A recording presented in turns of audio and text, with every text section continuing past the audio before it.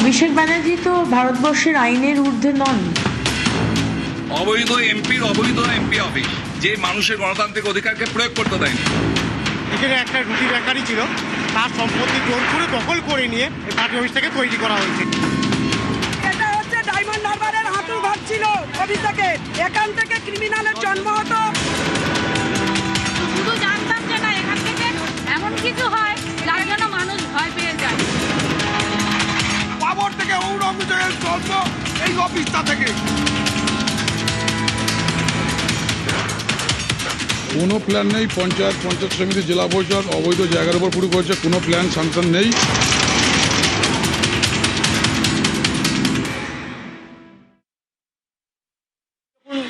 মালপত্র নিয়ে আসা হচ্ছে, বিজেপির গেরুয়াধারী, গেরুয়া পতাকা, গেরুয়া উত্তরীয় পড়া গুন্ডারা মুখ ঢেকে, আপনারা তো দেখিয়েছেন, বেসিন, ফার্নিচার সব ভেঙে দেওয়া হচ্ছে, পৈতৃক সম্পত্তি এদের।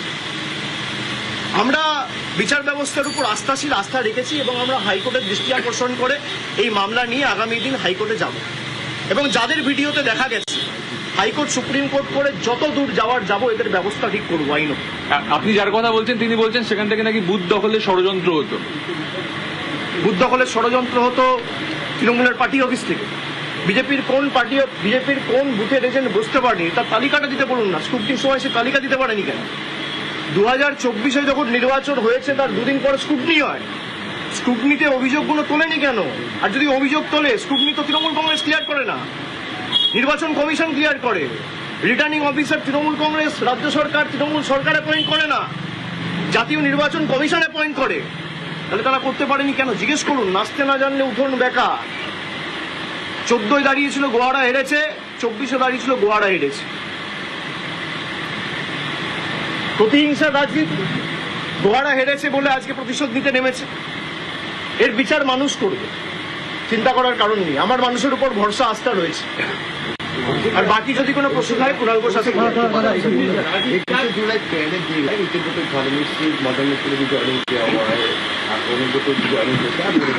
नहीं वो सबका अपना अपना मत है, हक है, जिसको जहां जाना है जाए, उसमें दिक्कत क्या है।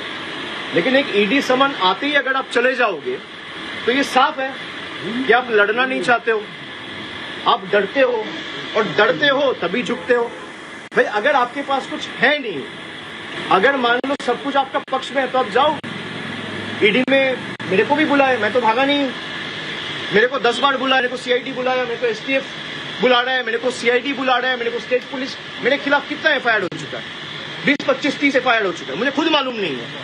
मैं हाईकोर्ट में लिस्ट मांगा हूं कि डीजीपी को बोल के मेरे खिलाफ कितना एफआईआर हुआ है उसका लिस्ट दीजिए। अगर आप लड़ना नहीं चाहते हो, बट अगर आप हार ही मान गए और आपको लगता है कि भाई उनके पास जाएंगे तो ना ईडी टच करेगा, ना सीबीआई टच करेगा, ना पुलिस टच करेगा। हमारे लिए ईडी का प्रोटेक्शन महत्वपूर्ण नहीं है, हमारे लिए जनता का प्रोटेक्शन महत्वपूर्ण है।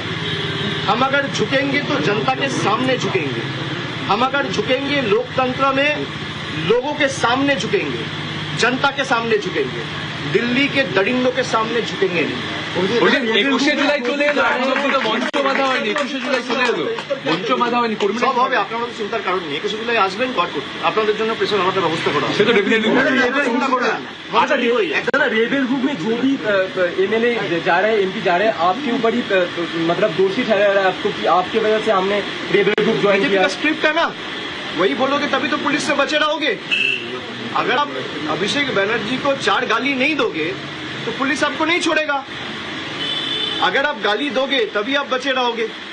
जो 4 तारीख के बाद जा रहे हैं, 4 तारीख के पहले चला जाता, मैं तो पहले भी था भाई। 24 में पार्टी जीत के आया, 29 आसन पार्टी जीता, तो अगर हार का जिम्मेदारी अभिषेक बनर्जी का है, 24 में जीत का जिम्मेदारी भी अभिषेक बनर्जी का है, मानोगे?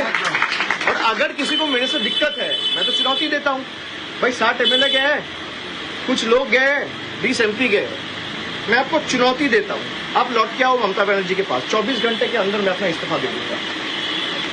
ओपन चैलेंज दे रहा हूं, आप लौट के आओ, 24 घंटे के अंदर मैं अपना इस्तीफा दे देता हूं। 24 घंटा, चलो 24 घंटा छोड़ दो, 1 घंटा मिलेगा और कम करता हूं। आप आओ, आप यही कह रहे हो ना अभिषेक बनर्जी छोड़ देगा। आप यही कह रहे हो अभिषेक बनर्जी छोड़ देगा, हम सब आ जाएंगे। आप आ जाओ, 3 बजे आ जाओ, मैं 4 बजे छोड़ देता हूँ। তাহলে তো কমন টার্গেট আপনার নাম।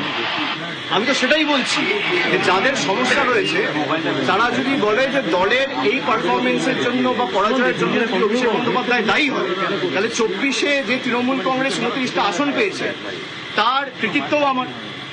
যদি ডিসক্রেডিট আমার হয়, হারে, তাহলে জেতার সময় ক্রেডিটও আমার। আর যাদের আমাকে নিয়ে সমস্যা তাদেরকে অনুরোধ করব যে মানুষ বোকা নয়। আজকে 18 তারিখ, আপনি 19 তারিখ আসুন, 20 তারিখ আসুন, 21 তারিখ আসুন, যবে আসার আসুন, আজকে চলে আসুন। আপনারা ফিরে আসুন, আমি 1 ঘন্টার মধ্যে ইস্তফা দিয়ে দিচ্ছি। কেউ আসবে না। ডিল হচ্ছে ওদিকে যাও, অভিষেক ব্যানার্জিকে গালাগালি দাও, তোমাকে বেঁচে থাক, তোমাকে বাঁচিয়ে রাখবো, ইডিও ধরবে না, সিবিআইও ধরবে না। যাদের বিরুদ্ধে ভুড়ি ভুড়ি অভিযোগ তারা এখন হয় পুলিশের কাছে ধৃত, না হলে বালিশ চাটা ঋতব্রত। এই দুটো ছাড়া আর উপায় নেই। ভয়ের ক্যাম্পেইন লাস্ট কোশ্চেন।